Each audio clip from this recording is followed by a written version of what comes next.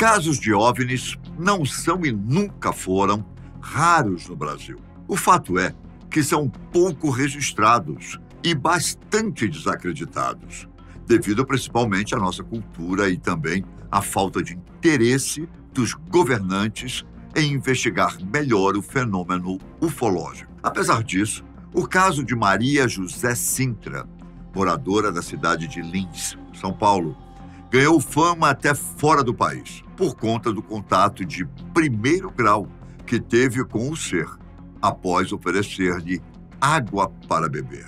E se for verdade? O insólito caso ocorreu no finalzinho da madrugada do dia 25 de agosto de 1968. Segundo os relatos da própria Maria Cintra, na época, ela era a faxineira do sanatório Clemente Ferreira, na cidade de Lins, que ficava localizado a uma certa distância do centro da cidade. Num local mais isolado, claro. Ela fazia sua oração diária, antes de começar a trabalhar, quando ouviu ruídos estranhos, similares a estalos, vindos do lado de fora. Ela foi até a janela da sala em que estava e viu que havia uma pessoa vestida com uma longa capa e um capuz, que deixava à mostra apenas parte do rosto. Ao prestar mais atenção, ela viu que se tratava de uma mulher de estatura mediana, pele clara, rosto fino e olhos verdes. Maria Cintra pensou se tratar de um novo paciente chegando e, por ser muito atenciosa, foi atendê-la. Ao abrir a porta, viu que a mulher estava sozinha e perguntou-lhe se tratava de alguma internação.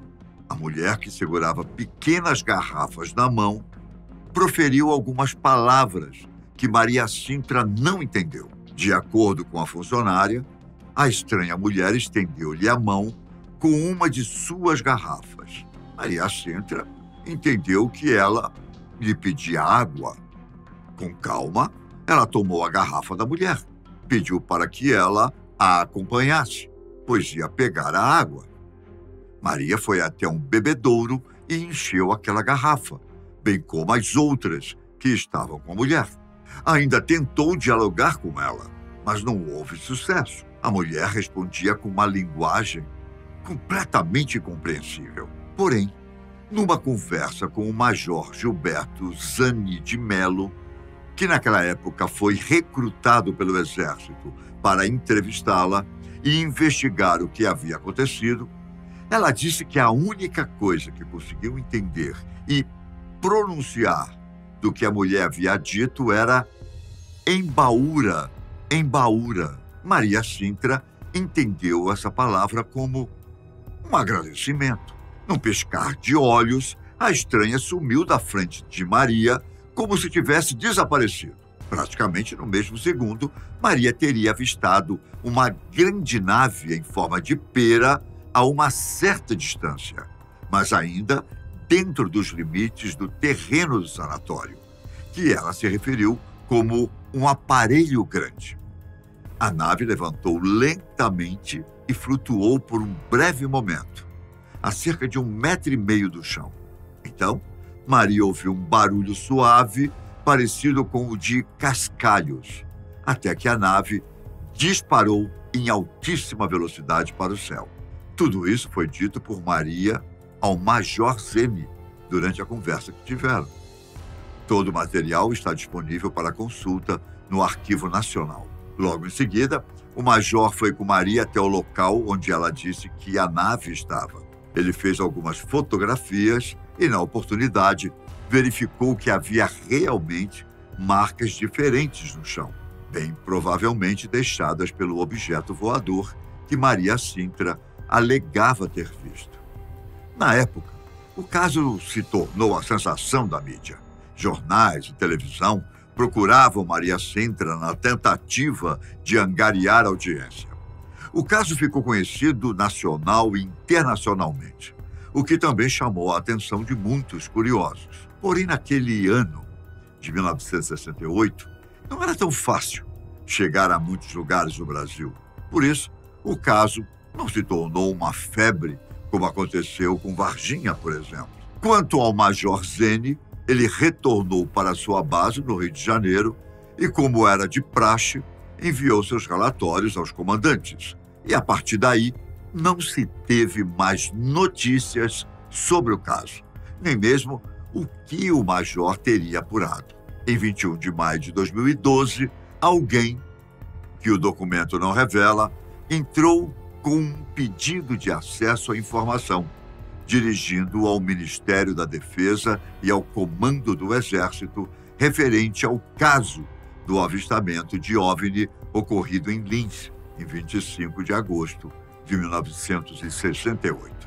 Em atendimento ao pedido inicial, o Comando do Exército adiantou, em 11 de junho de 2012, portanto, um mês depois, a seguinte nota: o Centro de Inteligência do Exército, CIE, não possui em seus arquivos processo de investigação conduzido pelo 4º Batalhão de Caçadores, atual 37º Batalhão de Infantaria Leve, referente ao caso de pouso e avistamento de tripulante de OVNI, ocorrido em 25 de agosto de 1968, em Lins, São Paulo. Este é apenas um dos muitos casos de OVNIs ou objetos voadores não identificados que foram meticulosamente investigados e, subsequentemente, arquivados pelas autoridades militares.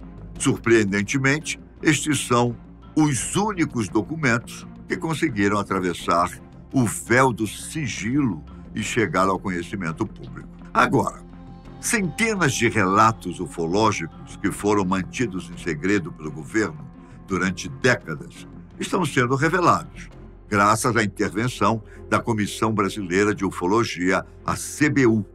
Essa organização, composta por profissionais de diversas áreas, tem como objetivo principal o estudo desses enigmáticos OVNIs. O ex-membro da CBU, o ex-editor da revista UFO, Ademar José Gevaerd, falecido em 2022, já disse que a necessidade de acesso a esses documentos os levou a lançar a campanha UFO, Liberdade de Informação, Já. A CBU conseguiu reunir mais de 70 mil assinaturas em um abaixo-assinado, demonstrando que a crença na existência de extraterrestres é mais comum do que se imagina no país. A partir de 2007, o governo começou a liberar esses documentos para o Arquivo Nacional, em Brasília, iniciando pelos registros dos anos 50, seguidos pelos anos 60 e 70. No início deste ano, os documentos da década de 80 foram finalmente disponibilizados. Até o momento, quase 4.000 páginas estão disponíveis para consulta pública. Realmente, o Brasil já teve e ainda tem diversos casos, sendo que alguns deles, no passado, geraram enorme repercussão, como a Operação Prato, em 1977, a Noite Oficial dos OVNIs, em 1986, e o ET de Varginha, em 1990, que acabou se tornando o caso mais icônico já ocorrido no país. Apesar de serem casos interessantes e curiosos, alguns céticos acabam fazendo piadas e divulgando falsas informações, ou informações distorcidas, o que resulta no desânimo e na falta de seriedade ao conduzirem as investigações. A cidade de Lins, no interior de São Paulo, não tem só o caso da Dona Maria Sintra para contar. Naquele mesmo ano, de 1968, teriam ocorrido outros 3 casos na mesma região. Os casos a seguir foram estampados nos jornais da cidade. Um dos casos envolve Aurélio Galo e sua esposa, que tiveram um encontro inesperado. Durante a madrugada, enquanto o sol começava a raiar, eles avistaram um objeto de aspecto metálico realizando manobras no céu. O incidente, que ocorreu na Vila Junqueira, ganhou repercussão nacional e eles tiveram a oportunidade de compartilhar sua experiência em um programa de televisão de grande audiência. Em 2 de outubro do mesmo ano, Turíbio Pereira, um funcionário público, teve uma experiência ainda mais surpreendente. Ao chegar ao seu local de trabalho, ele se deparou com um objeto estranho ao lado de sua carregadeira.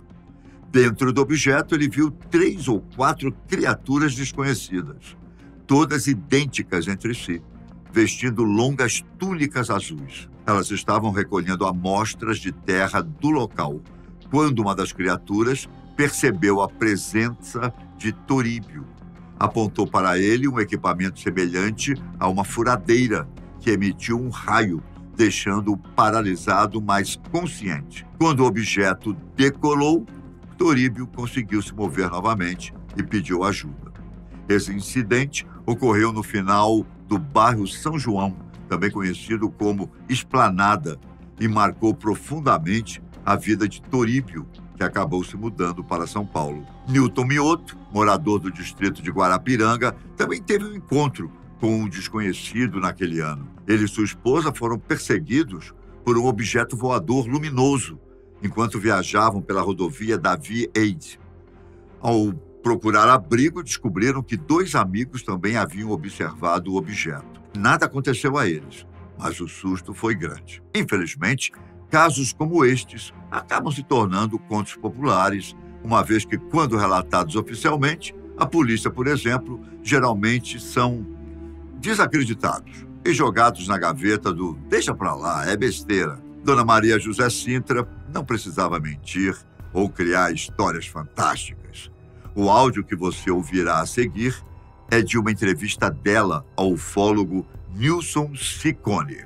Eu estava dormindo, quando eu acordei com um barulho, que nem uma embreagem. Abri a janela, quando abri a janela, vi uma mulher lá embaixo. Peguei e disse para ela: espera um pouquinho que eu já vou aí, abrir a porta. Entreguei a garrafa para ela, falei: a água é boa. E entreguei a garrafa para ela, ela pegou e bateu assim no meu ombro, embaúra, e seguiu o caminho. E se for verdade?